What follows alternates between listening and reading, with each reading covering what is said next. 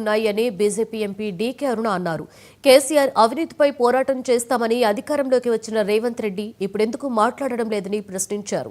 Kaleshwaram project విషయంలో CBI దర్యాప్తు ఎందుకు కోరడం లేదని, ఇదంతా బీఆర్ఎస్ రేవంత్ ఆడుతున్న డ్రామా అని ఆమె ఆరోపించారు.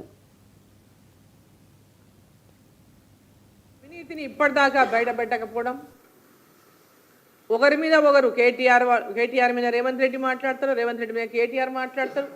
ఒకరినొకరు కాపాడుకునేటటువంటి ప్రయత్నమే చేస్తున్నారు మాట్లాడుకొని తప్ప ఇప్పటిదాకా చర్యలు ఏమైనా చేపట్టినారా?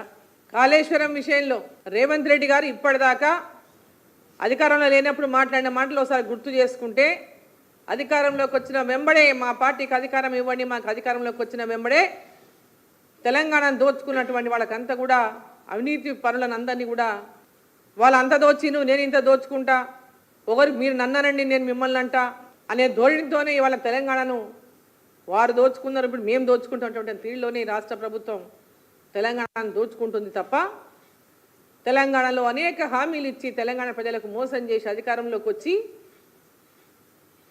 15 నెలలు గడిచిపోయినప్పటికీ కూడా